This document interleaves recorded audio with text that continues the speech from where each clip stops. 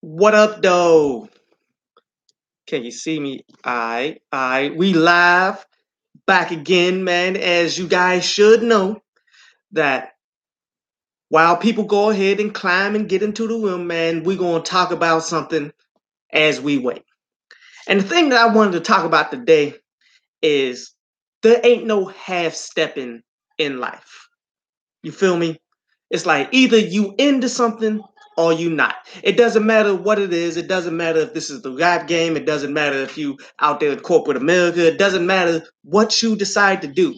When you decide to do it, either you in it or you not. Like all those people that's half stepping, like in the middle ground, waiting for something better to come around. You just there just to be there. What up, Sean? What's good, pimpin'? But all those people that's in there half stepping, they never get the opportunities that individuals get who are really down for this game. You feel me? Like these individuals who are there every day, listening to the music every day, creating new music every day. These are the people that find the new opportunities before anybody else find them. And the reason for that is because they are 100% down for the culture. They 100% down for this life.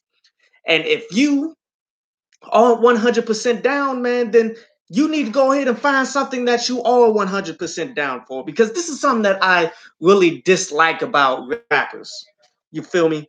Like rappers, they always just want to pop up when it's good for them to pop up. They'll always pop up like, yo, I need to go ahead and get out there because these performances is happening and I can make a little bit of money off these performances. But yet they not trying to be in the lab every day. They not trying to be out there on the street trying to get other people to listen to their music. They not out there focused. Like you really need to be focused because success is a full-time job.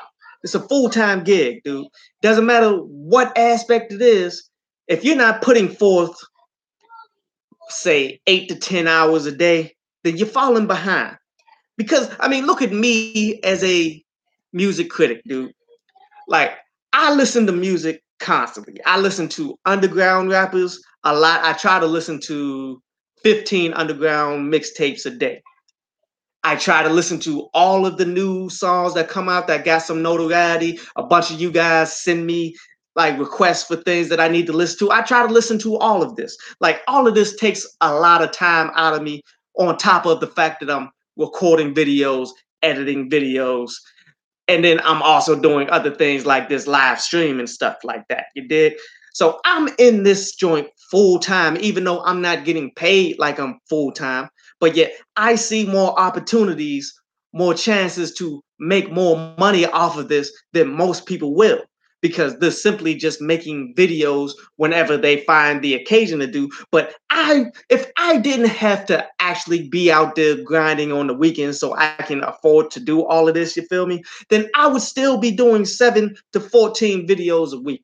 And that's the level of dedication that people need to have if you want anything in this life, man.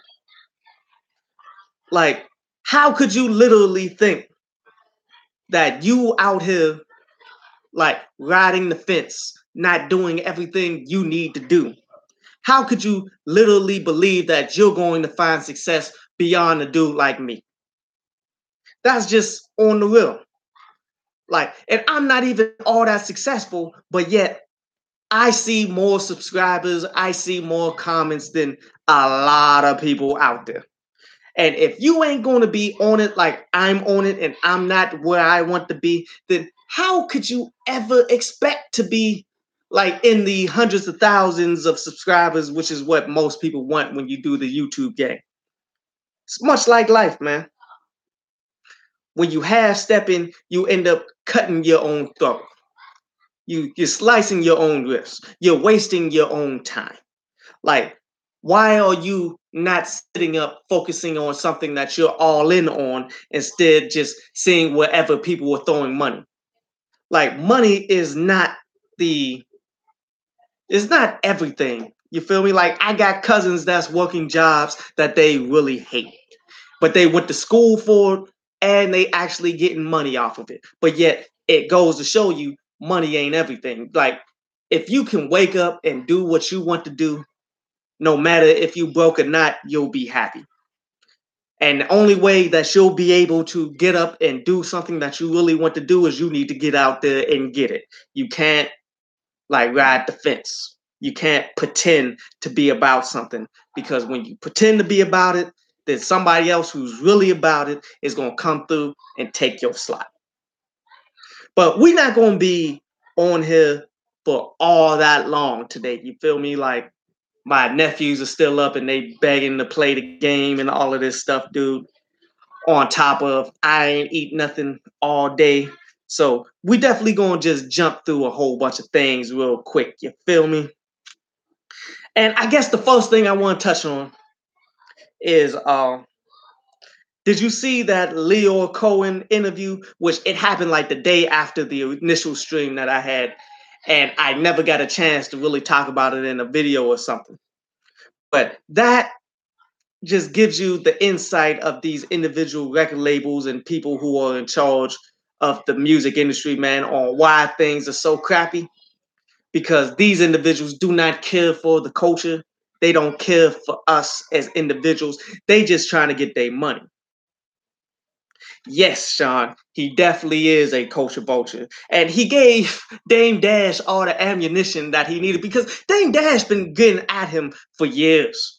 Like, if you remember, Dame Dash had an interview with DJ Vlad a long time ago where he was calling him out on being a culture vulture, man. And the things that he was saying was specific and true. Like, okay, he comes to hip hop to do all of these things, like take everybody's money, but yet he can't do that in the dominant society. He can't do that in rock and roll. He can't do that in pop music because he ain't got the notoriety to be able to pull that. But yet he'll pull that in our culture. And then how like Charlemagne started questioning him, like, why you keep putting on these drug users and all of this stuff, dude? And he's like, man, you know, my family got to eat. And these are all just symptoms of somebody who don't care about your culture, don't care about us as a people, that he would much rather have the drug infested music go into our population, because it's not coming back to haunt his family. All he's getting is the money from it. Like, he's straight up culture vulture all day. You feel me? Pay him to take these things. Yeah, I'm. But indeed, bro, like all of these people, and I mean, see, Leo Cohen isn't the only culture vulture that's out here. Like, all of these major record labels who's hitting you with the 360 deals, that's hitting you with the whole thing. Like, the only way we're going to sign you is if you do it like this, if you sound like this. We need you to compete with all of these mush mouth dudes out here who really can't rap. We need that type of artist. Like, they control our entire industry that we created. All people created this industry. This is ours, and we need to hold it down like it's ours and eliminate these dudes like Leo Cohen. But yet, it's just the way too deep, the way too deeply ingrained in the game, because this is the only way that a lot of people see themselves coming up out. You feel me? What up, Trio 301 TV? But see, they designed the game to the point that we have to play basketball, play football, or rap, or deal drugs in order to get up out of whatever situations that individuals are in the hood. So with these being such limited options, how can you literally phase out these vultures that's in here circling, because they know that's how the game is working? They know their position. They know that they're the ones who's giving hope to certain individuals out there who's trying to come up out of something. So how could you literally phase that out without taking away the only bits of opportunity that we as a people have? Like, it becomes a touchy situation from there. But ultimately, the way I see it is more of us just need to be about our business. You can't be about the whole, I need to go ahead and make a hot record so I can get signed and all these white people give me money. That's not how the game needs to be played right now. You have every tool at your disposal right now for you to be a success.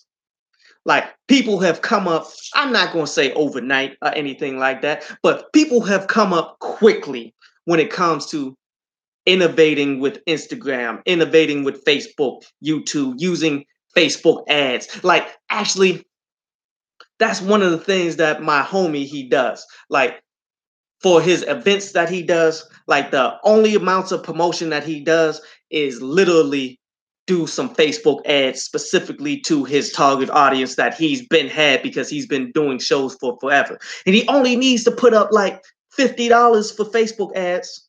And based off of that, all he needs is 5 people to show up and he's already in the profit when it comes to his promotion game. Like we need to start using this because the promotion game you did when it comes to YouTube, when it comes to Google and all of that, like people are saying how invasive it is. Like every time you talking on your phone about something like out of the norm, like in a couple days, you'll start seeing advertisements for whatever it is you was talking about on the phone. So obviously Google and Siri and all of these people are listening in on your conversations and making ads for it. So on that end of it, it is invasive. But as us hustlers, we can use that. You feel me? Like, don't just look at it like, okay, they just invading my privacy. Like, okay, if they gonna invade people's privacy, I need in on this. I need to go ahead and get my chips. I need to be able to get my advertisement in the right places so I can build up everything that I'm trying to build up. But when it comes to like rappers and stuff, like I would only put forth money for promotional like avenues when you were doing shows to get paid for people to come out to pay you. You feel me? Don't advertise in order to get your numbers up on YouTube because that's not the way to do it. Like you need to literally reach out to individuals one at a time if need be. Find your own core audience of people that actually care about the things that you're saying. If you can get 100, then you can get 1,000,000.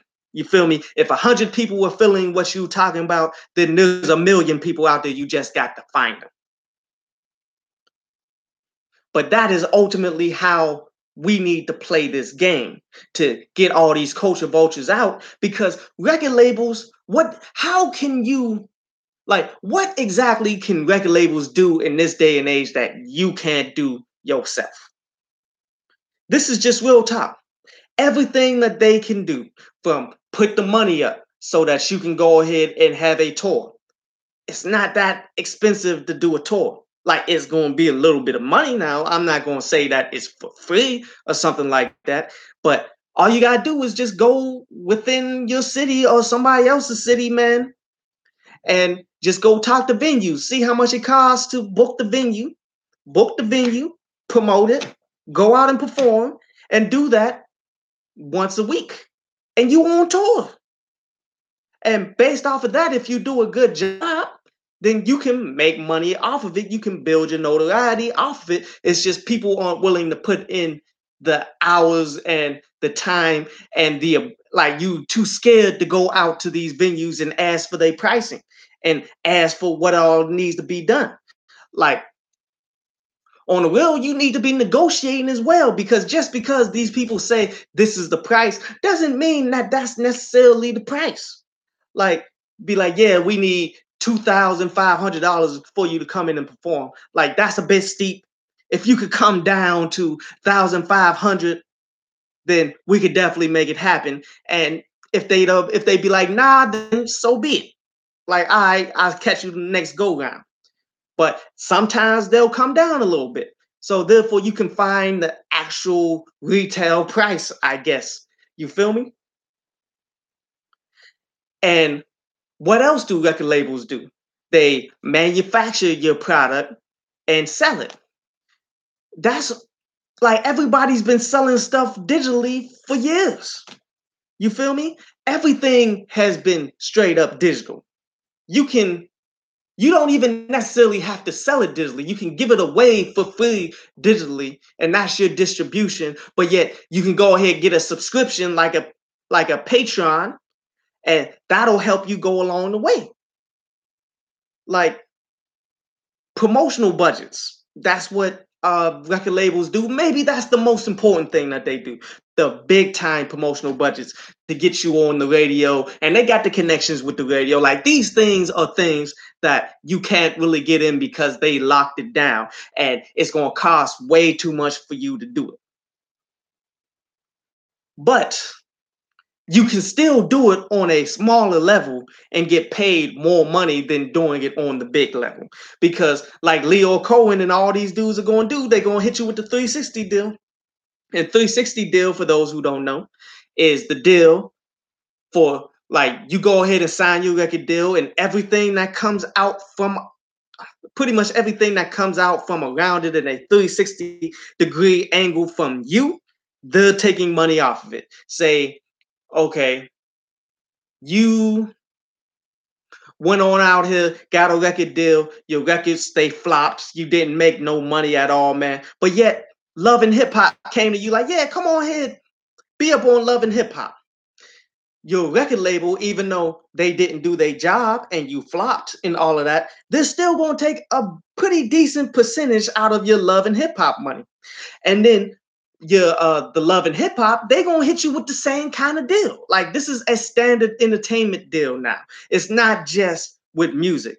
Like when it comes, they realized that too many individuals were coming up from nothing, from Love and Hip Hop and all of that. So they pretty much did the 360 deals as well. So if you're on Love and Hip Hop, and then based off of Love and Hip Hop, you get a deal like dealing with Pepsi or something like that, they'll go and take a percentage of your Pepsi deal. Real talk though. Real talk. Like any see, this is the thing that these culture vultures and all these people do, which is fun. Like whenever they take the L, whenever they see somebody who they put on and they shining, they took whatever they gave them and they flipped it to the utmost. These individuals will change up the whole scheme overnight. They'll change it up overnight to make sure, okay, we need to get paid if these people are going to be big time like this. Like, how is we putting them on and they trying to get more money than we making? That's how they play the game, dude. Just like when it comes to social injustice, when it comes to us and such, man, like when OJ got off overnight, the laws changed. You feel me? When the Black Panthers found the loopholes to be able to carry guns, and they carried guns wherever they wanted to carry guns and stuff, overnight, the rules changed. And we the only ones who sit up and see this happen and still believe that, okay, this formula is still going to work. The whole formula of all I got to do is throw my CDs in the trunk and go sell them joints. This will still work to this day. Nah, formulas change. Everything changes because these people who make the rules, they change the rules based on our success because they don't want to see us succeed. Like, that's why here in Charlotte, when certain individuals started to make their money by selling stuff out the trunk, out comes the no solicitation rules. All the signs started popping up all over Charlotte.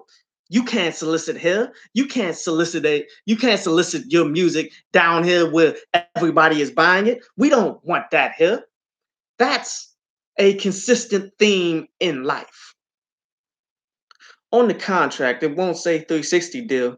So how do you make sure that it's not a 360 deal that you sign? In a lot of cases, well, that's true. In a bunch of cases, they won't say specifically 360 deal because it is like the stigma that got attached to it already. But all you gotta do is read it, dude. Like as soon as they start saying some things like, okay, we're going to make money off of everything that comes from this, like that type of terminology, that's 360 deal. But to be real with you, If you ain't signing a partnership, then a record deal really ain't worth it. And partnership, well, or you can get like the type of deal that Macklemore got, which they don't give these out to black people. Let's just keep this 100. Black people do not get these kinds of deals. The few people that deserved it never got it. Like Macklemore, the type of deal that he got was a promotional distribution deal through a major. Well, this was something that blew my mind when it first happened, because what they did was they signed them and they was like, okay, no matter what you drop, we're going to promote it. That's the promotional side of the deal. And after they promote it, they're the ones who's putting it out there so they can make the money. Like, you never get guarantees from a record label to promote and push anything that you do. That's how so many artists get put on the shelf. You never have the literal agreement that we're going to push anything that you give us. And I mean, but the thing is, what did Macklemore do to deserve that kind of deal? Because at that point in time, he just made the double XL freshman class and he was buzzing, but he was buzzing just about as hard as all of these new artists out here buzzing right now, like Little Pump and all of these individuals. Why aren't they getting that kind of record deal? But I always like to go back and point at it like, at the time that Mac Miller got his partnership deal, with Mac Miller, he was hot, okay, but he didn't do major things to deserve a partnership deal or nothing like that. But at that same time, Macklemore was getting his distribution deal. You had a guy like Nipsey Hussle who changed the music industry, who pretty much decided, okay, I'm gonna turn my mixtape into a super value. I'm gonna sell mixtapes for $100 a pop, and sold out. And all of the music industry went on ahead along with it. This type of individual, at that point in time, when he changed the game, he couldn't get a distribution deal. Well, he could have got a distribution deal, but the numbers wasn't right. But he couldn't get a partnership deal. That's really what he said he wanted. He wanted a 50-50 partnership deal so he can continue to own his own stuff. Couldn't get it. But yet Mac Miller got it. But yet Macklemore got it. So honestly, if you're getting offered a record deal as a black act, you kind of got to go into it already expecting that they're giving you a 360 deal. So once you begin to read the deal and you start to read the terminology in it, that this terminology says, okay, we as the record label, anything that comes from this record deal afterwards, we get a percentage, you're signing a 360 deal. That's really all the 360 deal entails. And as soon as they start talking about stuff like that, you got a 360 deal, bro. But, you know, we need to X out all of these culture vultures, but yet it's difficult to do that when they're the only means for success that a good portion of our people have that want to do things legitimately. But we can do it because everything a record label does, we can do right now on a lower level, but yet this lower level ends up paying you more in the long run. It's just too many of us are too lazy. We way too lazy to put in the work. Like, instead of putting in the work, building your own audience, building up all of the people out there that wants to get your material, talking to people. Like, a lot of us just don't want to talk to people. We just want to crap on everybody and say, I'm making more money than you. I'm balling harder than you. But instead of trying to build up together, you just want to stun on them. And this is the type of work that's necessary to build a movement, that you need to actually build a following to actually succeed on level of which, say, Strange Music is succeeding right now, which they'll probably never sell Strange Music because they're independent, on tour all the time, a bunch of very much known individuals, man. They're making a absolute killing. They're probably making more money than major record labels. It's not the same amount of money, like because major record labels are dealing in the millions, with Strange Music is probably dealing in the hundreds of thousands, but yet they profit more off of anything that they do than record labels do. So who's actually winning?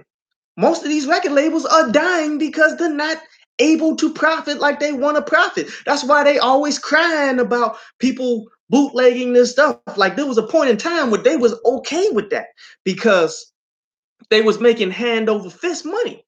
But not like that no more. Now you see people crying and copping pleas, saying you need to support your artists. When the reality of it is, they not even supporting their artists. This is all the money that they pocketing, and they seeing that they pockets are getting light. But yeah, man. But before we jump into the main topic of today, which you all should see, based off the artwork and all that, the title numbers that are quote unquote inflated. I did want to talk about that J. Cole album of the year freestyle. Y'all see that yet?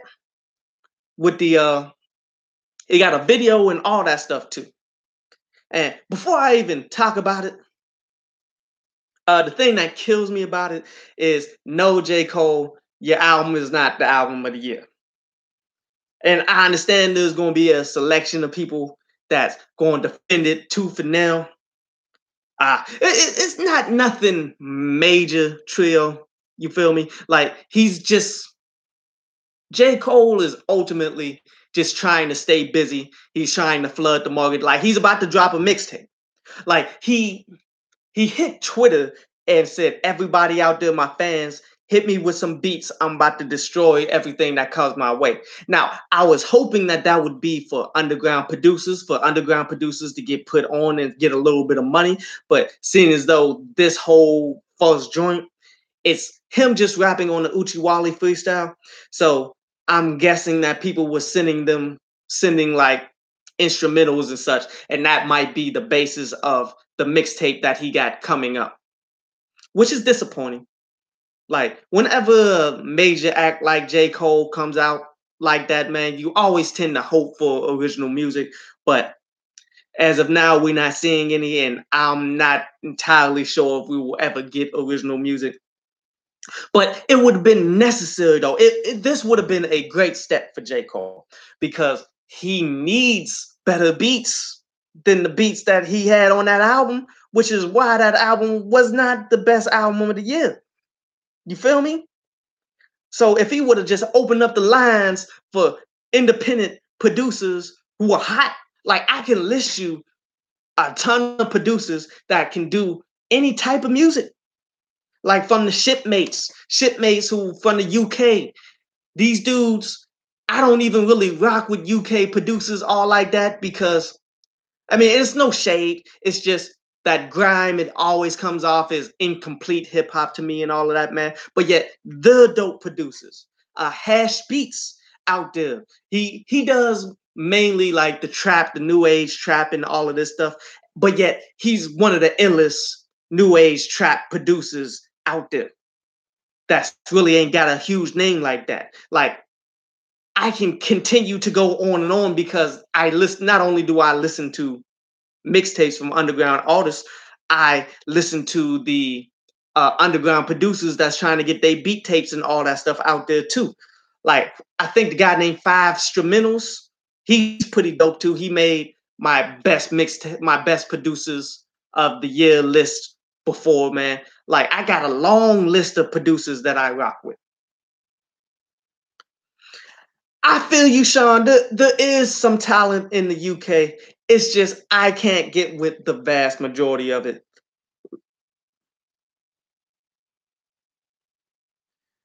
Uh, what album do I feel as though deserves best album of the year?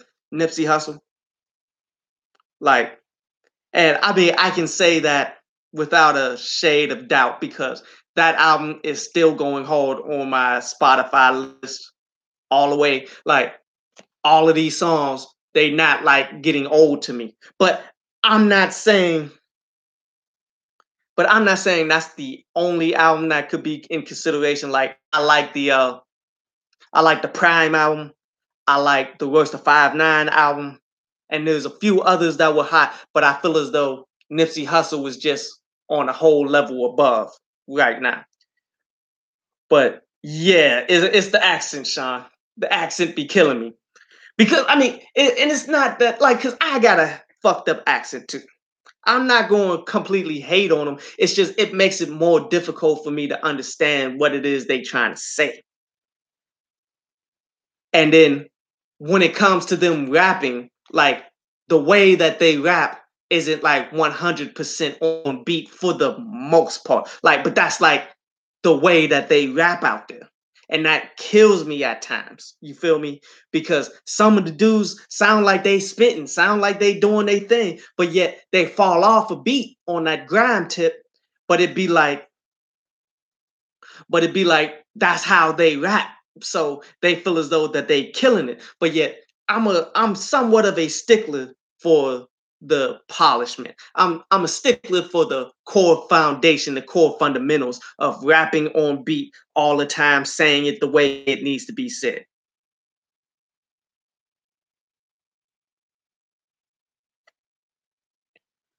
Uh, but back to that J. Cole joint, man, which it was on that Uchi Wally joint where not one of my favorite Nas beats. Honestly, one of my least favorite Nas beats. I don't understand why people love that Uchi Wally so much. That song was pretty trash. That was honestly the worst song off that whole album, which that album was rather clutch. Uh, but J. Cole was actually saying some pretty dope lines up in there too, man. How he's saying that Dreamsville is stacked like the Warriors and started shouting out all the people within Dreamsville, which no, it's not. And I like Jed, but the rest of them underachieve. You feel me? Like you ain't got Steph Curry on your roster of Dreamsville, bro. You did like that Uchi Wally. Please watch Luke Cage. It got damn bro. I did watch Luke Cage, Isaiah. I'll see if I can talk about that a little later though. But what else did J. Cole say? J. Cole said that like people was moving cane like kappas and stuff, man. Like, okay, that was cool. But how he said how he came up around AC DC adapters, that's that plug top, that was pretty fire. Because hey man, that was that PlayStation 1 AC DC adapters, bro. And for all the other utilities, like he was spitting some balls. But yet, I'm not gonna say that this was a super dope freestyle. And some of y'all saying that y'all like Uchiwali and all of that, man, but I mean, that it just wasn't for me. Let me put it like that. Because Uchiwali was on Stillmatic, wasn't it? Oh, am I mistaken? Nah, I disagree. Recipe on Underachievers. The I can't say that, Sean. I can't say that the rest of Dreamville aren't underachievers because okay, put it in the grand scheme of J. Cole. J. Cole got put on through Jay. Now, can you literally say that J. Cole isn't on the level in which Jay-Z was at one point in time of his career? But yet, when you look at everybody that's underneath J. Cole, none of them are on J. Cole's level when it comes to notoriety, when it comes to just overall success, when it comes to everything about the game. But I mean, am I saying that the whack or anything like that? Nah. I like I noticed that they got skills, but yet I feel as though they're in the wrong situation. Like they all do music too similarly to what J. Cole does. You feel me? Like you can't stand next to the sun and think that you're gonna burn brighter. That's what was wrong with most of Rockefeller. Like I think I touched on that before, but when you got one of the hottest rappers in the game in your camp and you doing things similar to them, you're never going to shine like they shine. Much like when you look at TDE, you got Kendrick and then you got Black Hippie, and I know I might catch some hate mail for saying so, but Black Hippie, bunch of underachievers too. They never going to top what Kendrick is doing.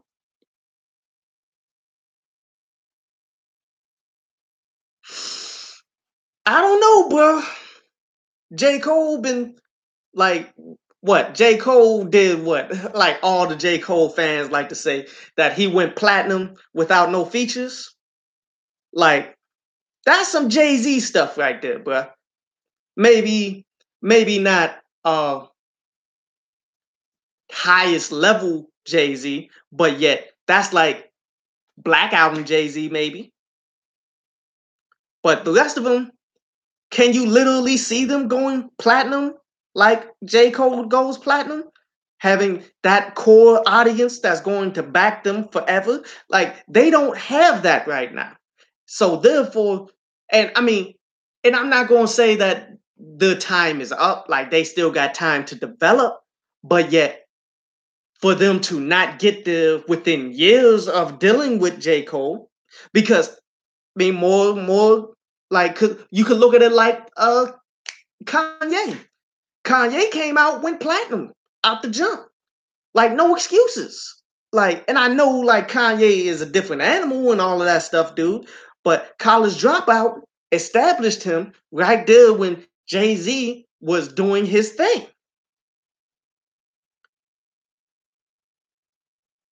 I like Soul Rock and Schoolboy Q, but Kendrick is the best artist of the four. Exactly, Joshua. What's up, Joshua, man?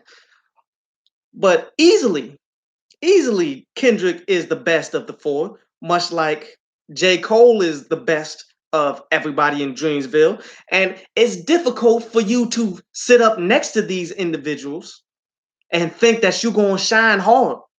Like, if you don't shine as hard or not go harder, then you underachieving in my eyes, bro.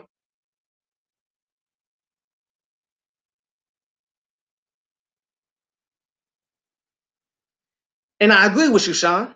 It is politics. But yet, the game has always been politics.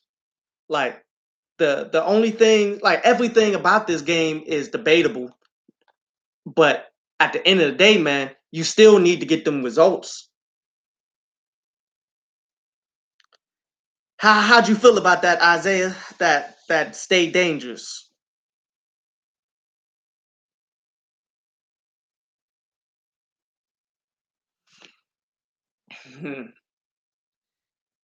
Yes, that's true, Sean. Like they people don't go 4 times platinum like that. Well, Drake is a cold rapper. Like, I mean, the opportunity is there to sell them type of records. It's just most people aren't on that level yet. But when you see guys coming out like Kendrick and J. Cole consistently going platinum, you still see the potential is out there for it to happen.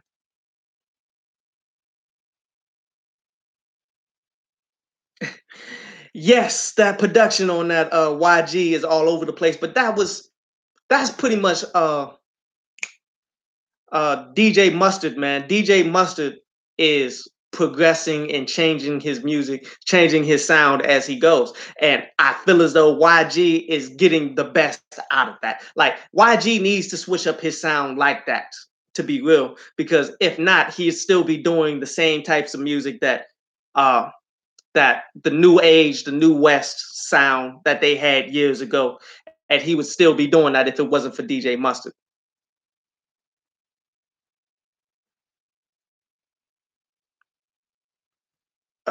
Drake is only selling through crossover joints.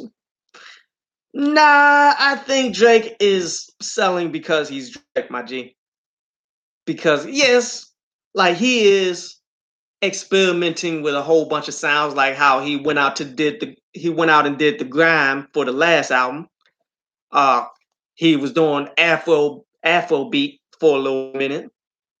Uh, but he came back to hip hop for this one, but it was still somewhat of a crossover too, because he went to that bounce music of New Orleans. Like that's not specifically his sound, so it can be perceived as a crossover joint. But if Drake can do it, dude, anybody can do it.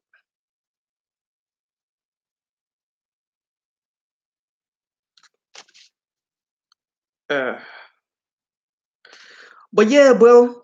To get back to like we went completely off topic, but to get back to that J. Cole joint, uh, this song was pretty whack. I ain't gonna say whack because he's saying some balls and it's all just a freestyle. But I'm just not a freestyle type of dude. I'm not an instrumental type of dude. Like whenever I come across people on the underground that's rapping over instrumentals and all that, I'd be like, "Yo, man, joint is cool. You showcasing your skills and all that, man." But yet the instrumentals that may help you get the ears of certain individuals, but yet it's not going to help you establish yourself as an MC. That only happens with originals. You feel me? Now can J. Cole can probably get away with it doing a whole instrumental project because he's J. Cole. It is what it is. But yet, I wouldn't be a fan of it. And the first thing that I'm going to say if he does drop an all instrumental project is, where's that Kendrick and Cole album, bruh? Like, you got time to make these instrumental joints while you're out here touring and doing all of this stuff with the KOD album. But yet, we still waiting on that Kendrick and Cole, bruh, that you announced a while ago. Uh, yes, most of Drake's fans don't care about hip hop. I can see that. But I mean, it's genius stuff. I mean, Ja Rule's fans didn't care too much about hip hop either. But yet they propelled him to being one of the highest grossing artists of his time till 50 Cent took him up under. But that's the interesting thing because Drake should have fell by the wayside like Ja Rule fell by the wayside. But they care more about Drake than they care about the music, than they care about hip hop, than they care about anything. So I can't be mad at the guy. Uh, but okay, let's jump into the topic since got a nice amount of people up in here, you feel me? As there was an article that came out talking about how the title numbers for uh for Kanye West and Beyonce were inflated by a large amount too. Like the all but saying that Jay-Z, well, you can't put it on Jay-Z because is Jay-Z there for the day-to-day operations of people who's doing this? No. Could he have given the cosign to do it? Absolutely. He absolutely like, yo, that's my homie. That's my wife. We're gonna make it look like they doing way more than what it really needs to be. He could legitimately have done that. Let's not deny this at all. And I think I think Jay-Z is the type of business dude that, you know what? He figured, who's it hurting? Let me go ahead and do this. But ask yourself that. Like, who exactly is it hurting that they inflated these numbers like this?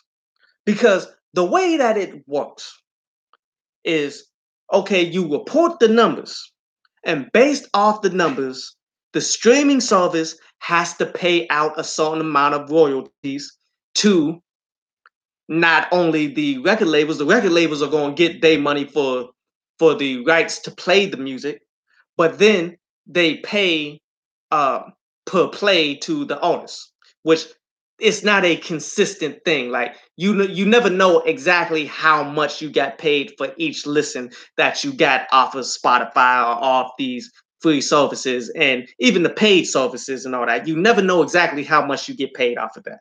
So Who exactly does it hurt that they misreported and inflated these numbers like this?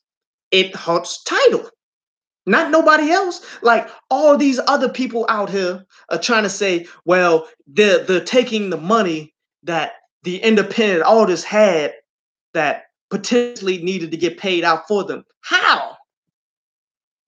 Because you know how many views you got.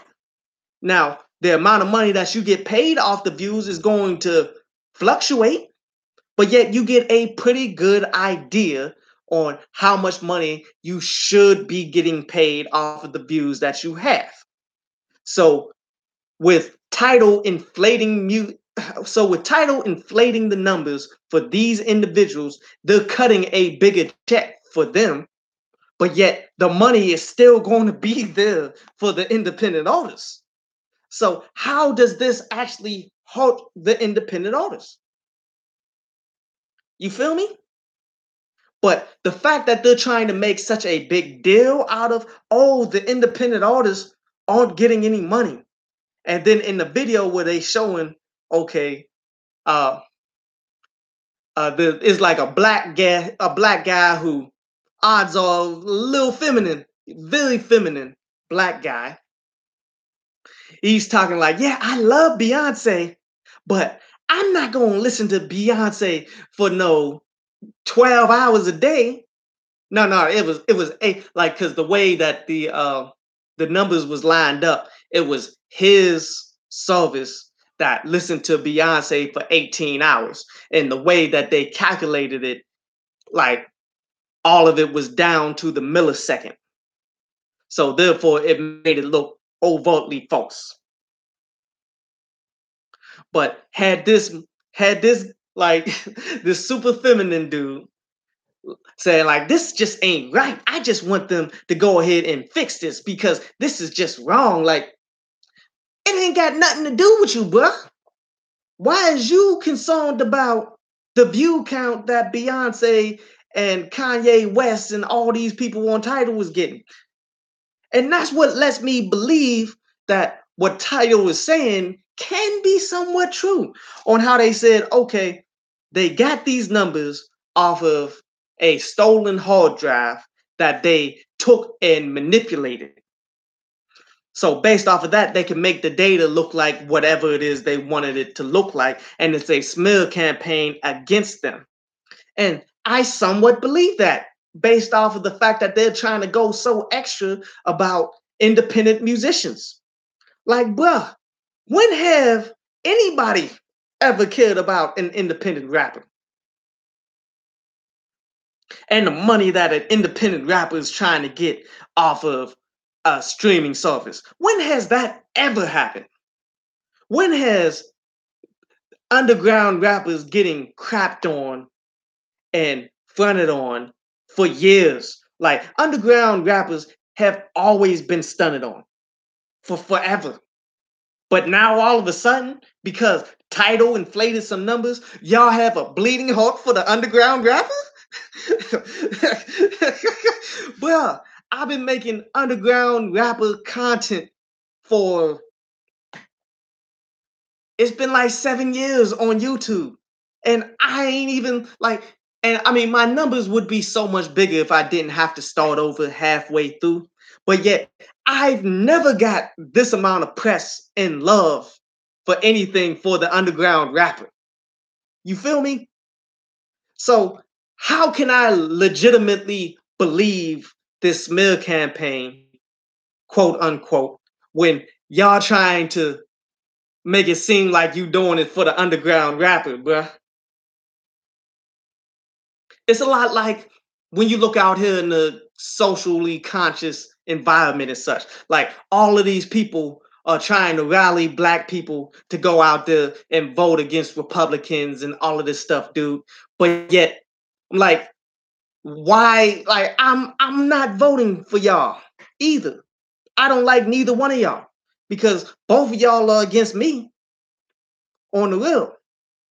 So these people who are against underground rappers are now trying to say, okay, we were trying to champion for the underground rappers so that we can crap on Tidal.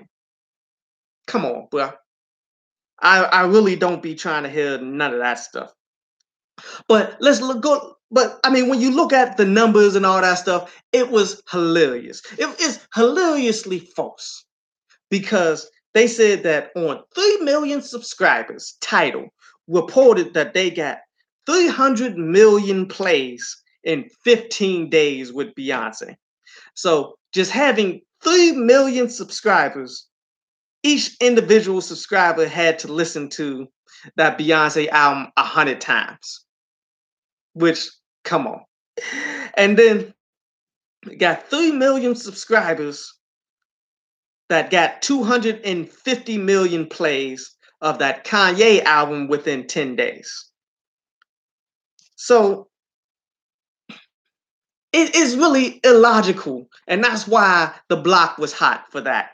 If they did that, and it's not a smear campaign and all of that stuff, dude. Which honestly, it comes off as they did inflate the numbers, but yet they did it in the aspect of who really cares about it because everybody's still getting paid. We're just dishing out more money to these individual entities.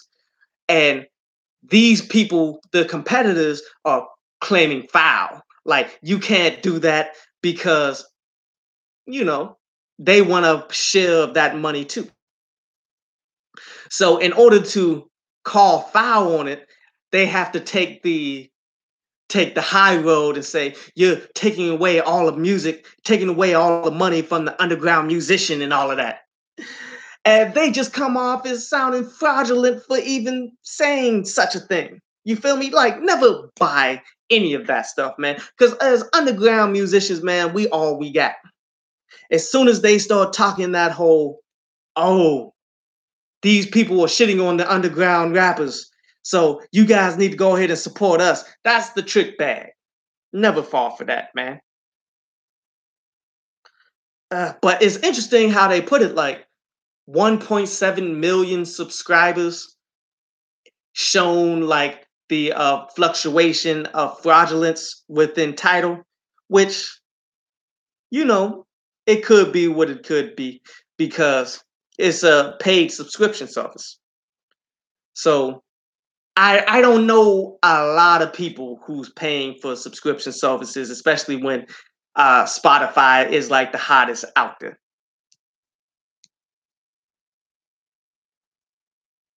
Eh, But it is what it is, bro. Like, just don't buy the hype.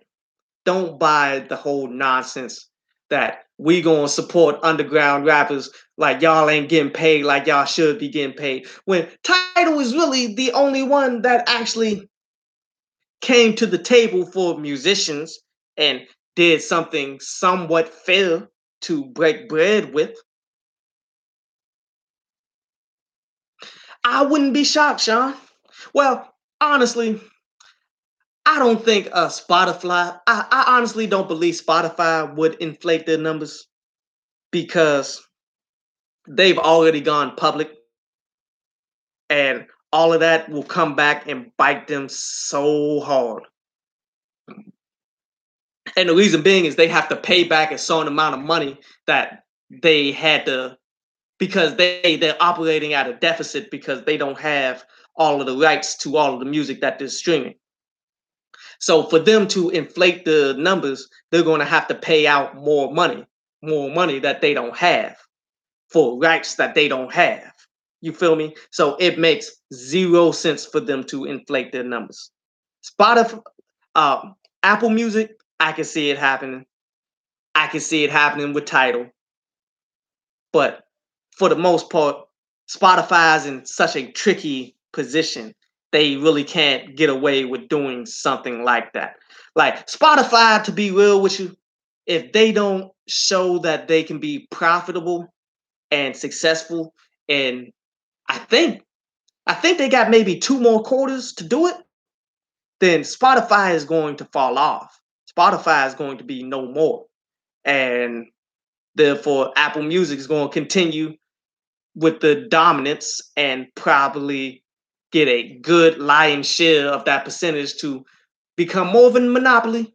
You know, music industry, man, is a monopoly.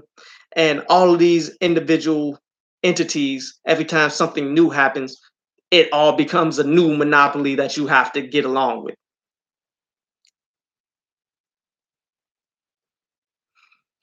I definitely think I now, I mean, here's the thing.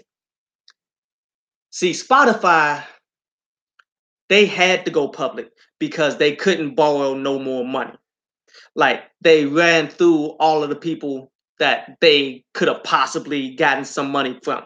So they went and signed a deal with a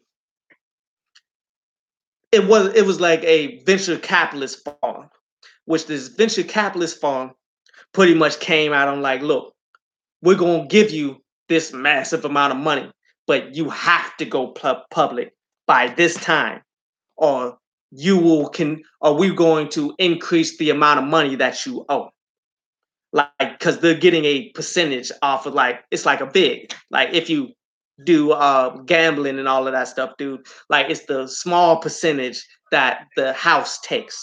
That's exactly what these venture capitalists are doing. Now if they don't prove to be profitable in, I think, 2 more quarters, then the vig is going up. It's like doubling or tripling or something ridiculous. Like, and they're operating at a deficit right now. Eventually, all the bill collectors is gonna come, be like, look, you obviously ain't got it. We need everything.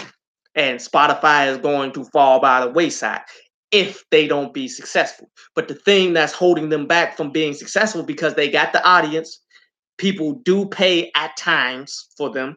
They do get the money based off of like, I mean, the thing that's really getting them is the royalties, because they don't own the rights to these all of these songs and albums that they are posting up. The labels own that. And if they were to be able to sign a deal with these record labels, which there's only four of them left, 3, 4 of them left out there. If they can sign a deal with some of the bigger ones, then they'll sustain. But yet they have to negotiate that right now.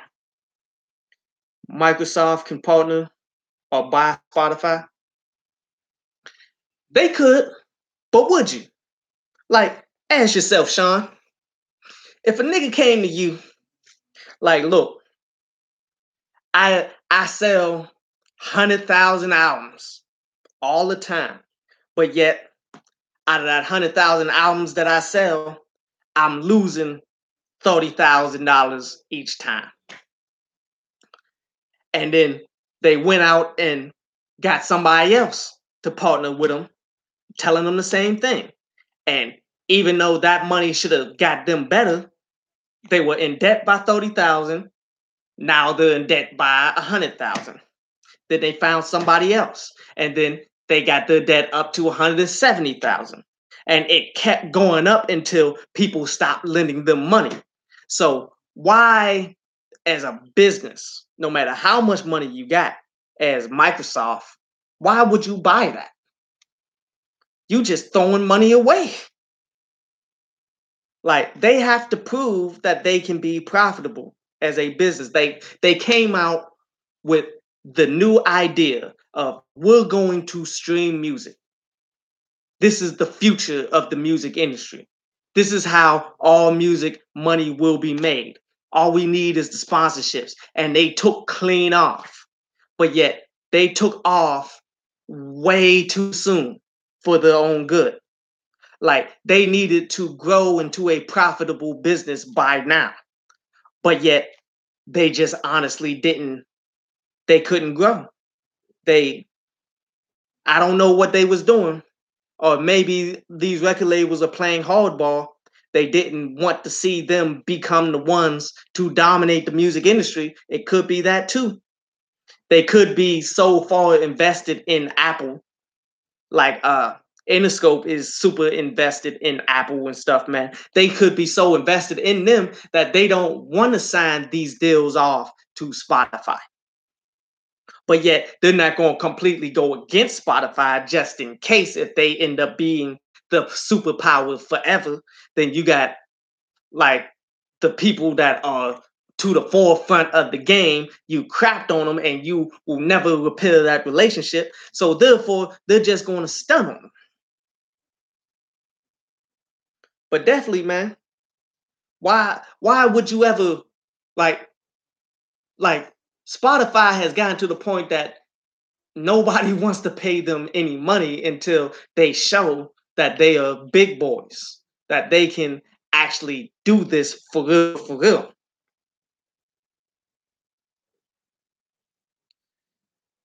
But I've been up on here for an hour. Told y'all I'm gonna be a little briefer this go round, man. But y'all got any quick questions?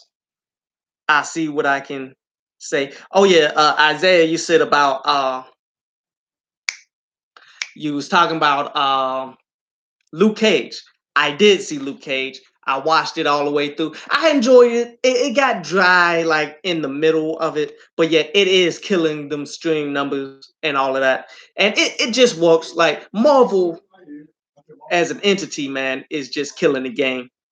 Even though like shows like Iron Fist was trash and like the Netflix shows are falling off. Like I didn't even like Jessica Jones all like that this last season.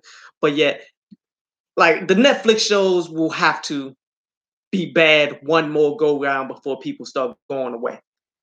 But yet you got shows like The Punisher that was dope in between these trash shows like Defenders and such. Well, Luke Cage, it was cool. Luke Cage was cool, and it's going to do its numbers. Like as long as it wasn't bad, people are going to rock with it. But nobody got no questions, cause I'm about to go grab something to eat, bruh. I ain't eat nothing all day. Hit me, Sean. What you got?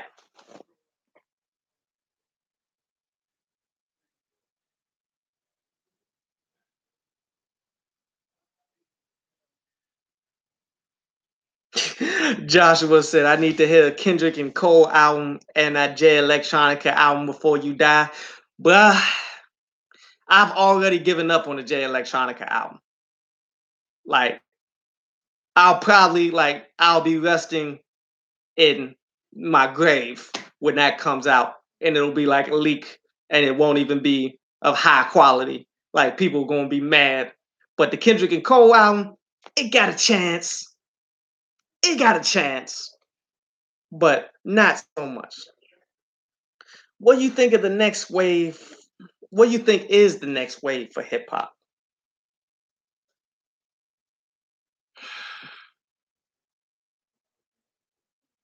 Man, see, I have come across some interesting stuff that I feel as though is going to be one of the newer next waves for hip hop.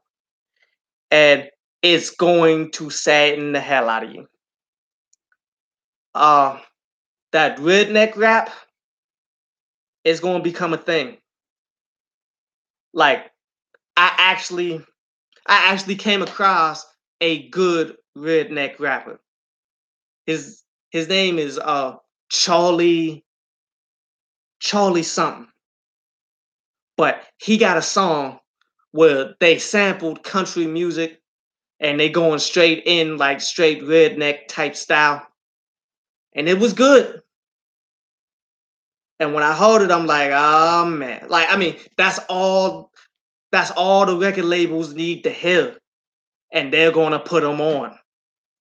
It's just they're not big enough to get the ears yet. But when they get heard by these big entities, like Bubba Sparks did, and all, even though Bubba Sparks was garbage back in the day, Bubba Sparks tried to do what these guys are doing now, but he was far from being as good. But like they're going to gentrify hip hop just like they've been gentrifying all the other types of music that we did, from country to rock and roll to soul to like R&B has been somewhat gentrified to this day right now. They're going to do the same thing with hip hop, and I think the next wave will be that redneck rap that'll take it there. And I say that, and I say that's just that burns my soul, bro. It really burns my soul to say that that's going to happen. But we aren't protecting our music. We aren't protecting the things that we hold dear, and we're going to allow that shit to happen. And I mean, some of these dudes, they get nice. Like when all we got is these mush mouth dudes who's just popping Zans, getting high, trying to sing, making whack music, and then you got the white rappers coming in that got a little more skill set that they're going to show more love to just because that's what the music industry does. Going back to what I was talking about with Macklemore, going back to what I was talking about, G-Eazy gets it too. Like, bruh, redneck rap, it's it's something. It's something to watch out for. Oh yeah, definitely. There's still brothers that's spitting. Like I was saying in my last stream, like Nick Grant, if they allow another real dude to be up in here that spit dope lyrics, Nick Grant should be it. And it seems as though Nick Grant is getting a little something, but man, music is going to continue to take a turn for the worse. And they're going to allow the redneck rappers to take full control and be the popping music out there. And it's, I would laugh at it if it wasn't so sad, because they out there, the rednecks doing their music. It's all hip hop and all of this, and they out there with Confederate flags and all of this stuff, man. Like I'm like, I don't know, bro. I wish I could play you the song that I still got that goes hard, dude, from this redneck rapper, man. But there's other vibes and stuff that's out there as well. Like in fact, we all know that rappers are full blown gay and stuff that's out there right now, but nobody is really killing the like really coming out specifically saying it. Like we all assume Young Thug is funny style like that. You feel me? And ain't nothing wrong with gay people. I don't care. But yet there's nobody. I've been coming across underground rappers who have been bold with it, specifically talking about the homosexual activities and all of that stuff. Like they're not hiding who they are and stuff, which, hey, never hide who you are, but yet that could be a next wave too. That it fits into the nonsense that record labels seek out. To just like Leo Cohen was talking, like I need to feed my family. I'll put on drug dealers if that's going. I'll put on drug abusers if that's going to feed my family. I'll put on the openly gay rappers if I can find a way to profit and feed my family off of it. That can be the wave too. Like I don't see music going back into a positive atmosphere until we take full control of it and we stop listening to the radio. We stop promoting and caring about the next artist that they got on the rosters. And even when that happens, they're going to still try to put in the industry plants, the people that they support without saying that they support. And every time they come out, the songs are going viral and all of that stuff. While most independent rap artists are struggling, so that they can profit off of them as they go up. And once they build once they build the audience, say, "Oh, I finally signed my deal with Def Jam," when they've been signed to Def Jam for like 5-7 years in a developmental type deal, a secretive developmental type deal. But these people will never, never, never discredit the nonsense that the record labels will try to force on us.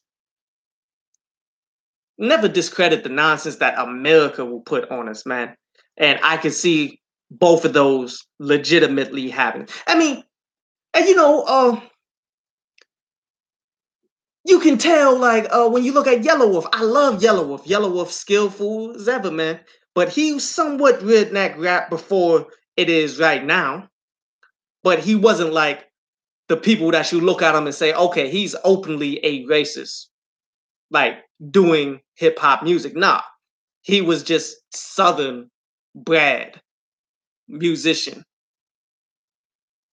But now it's going in that direction where the Southern racist, maybe inbred, like individuals are trying to rap. And these gonna be the people that, they gonna do everything in their power to lynch up and kill a black person, but yet they gonna be out there rapping like a black person. You feel me? And last question, for real, that another question: why some women are getting too egotistic and fake these days? Man, these women are trying to eat. Something that my cousin told me.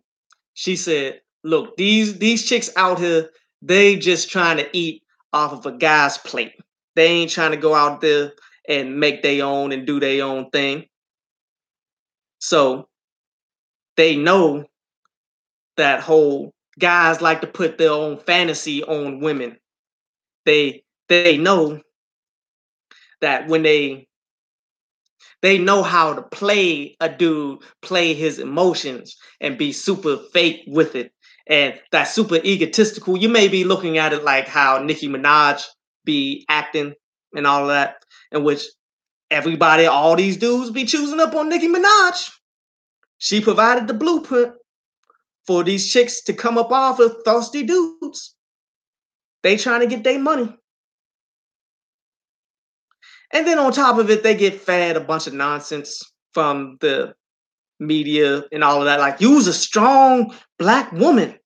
You don't need no guy. You don't need no man to do anything, which that's the trick bag. That's all. We're going to separate black families. We're going to separate you from the black guy that's going to protect you so that we can beat you up on the streets. We can beat you up in restaurants. We can beat you up as Asians and all of that stuff.